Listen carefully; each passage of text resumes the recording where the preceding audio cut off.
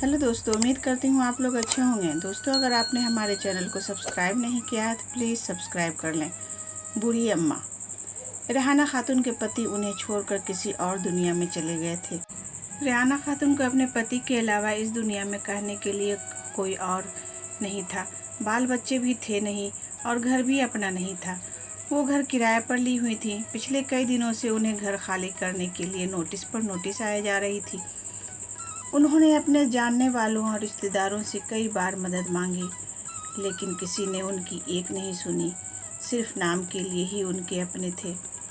उनकी मदद के लिए कोई भी आगे नहीं आया।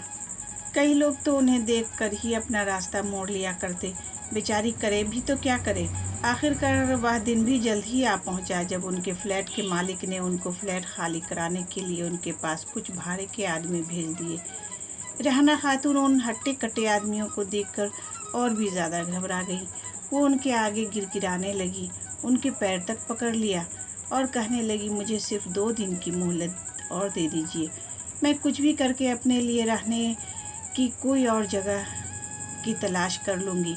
मगर भाड़े के वो आदमी उनकी एक बात सुनने को तैयार नहीं थे। जब भाड़े के आदमी रेहाना खातून को धक्का मार के निकालने ही वाले होते हैं कि तभी पीछे से एक आवाज़ आती है, खबरदार, जो इस अम्मा को किसी ने हाथ भी लगाया तो इन्हीं के घर से कोई नहीं निकाल सकता। भाड़े के आदमी हैरानी से उस आदमी को देखते हैं और पूछते हैं कि तुम्हारा मतलब क्या है। तब वह आदमी उस फ्लैट के पेपर दिखाता है जिन पर रेहाना खातून का नाम लिखा हुआ था। वह भाड़े के आदमी को फ़ौरन वहाँ से निकल जाने के लिए कहता है। पेपर देखकर भाड़े के आदमी वहाँ से निकल जाते हैं। यह सारी घटना रेहाना खातून बहुत ताज्जुब से देख रही थी। सबके जाने के बाद रेहाना खातून उस आदमी से पूछती हैं कि बेटा, मैंने तुमको नहीं पहचाना, लेकिन मैं इतना ज़रूर कहूँगी कि तुम आज मेरी ज़िंदगी में फ़रिश्ते की तरह आए हो। तब उस आदमी ने अपनी पहचान देते हुए रेहाना खातून से कहा, याद कीजिए, आज से 20 साल कबल आप और आपके पति एक मज़ार पर आए थे। वहाँ पर एक छोटा बच्चा आपसे स्कूल में भर्ती होने के लिए भीख मांग रहा था।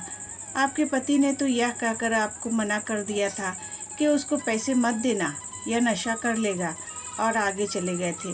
लेकिन आप वहीं पर रुक गई थीं और आपने अपने पास रखे सारे पैसे उस बच्चे को दे दिए थे। आपने दुआ दी और साथ में एक तावीज़ देते हुए उसे कहा था कि भीख मांगने से अच्छा है छोटा मोटा काम करो और अपनी पढ़ाई पूरी करो, तुम्हें खुदा ज़रूर कामयाबी देंगे। अम्मा, मैं वही भिखारी बच्चा हूँ जो आपके बताए रास्ते पर चलकर आज इतना बड़ा हो गया है। मैं आज एक एस्टेट एजेंट बन गया हूँ और इस काम में मैंने बहुत शोहरत और दौलत कमाई है। इसी काम में मुझे इस बात की भी खबर रहती है कि किस दिन कौन सी प्रॉपर्टी खाली करवाई जाने वाली है। जब मैंने आपका नाम इस लिस्ट में देखा तो मुझसे रहा नहीं गया। जो मदद आपने मेरी बरसों पहले की थी वह मैं आपको लौटाने आया हूँ। इसलिए मैंने यह घर खरीद कर आपके नाम कर दिया है। आपने जो तावीज़ मुझे उस वक्त दिया था, जिसने मेरी आज तक हिफाजत की है, मैं वह आपको लौटाना चाहता हूँ। मैं चाहता हूँ कि यह तावीज़ अब आपकी हिफाजत करे। हाँ, मेरी एक और गुजारिश है। बुढ़ापे के वक्त अगर मैं आपकी लाठी बन जाऊँ तो मैं अपने आप को खुशनसीब समझूँगा। यानी कि अगर आप मेरे साथ रहेंगी तो मुझे बहुत अच्छा लगेगा। रेहाना खातून यह सब बातें सुनकर बहुत खुश हो जाती हैं और उनकी आंखों से खुशी के आंसू बहने लगते हैं। तो दोस्तों, अच्छा काम एक चक्र की तरह होता है जो कभी ना कभी लौट के हमारे पास ज़रूर आता है। इसलिए अगर ज़िंदगी में जब भी मौका मिले अच्छे काम करते रहना चाहिए।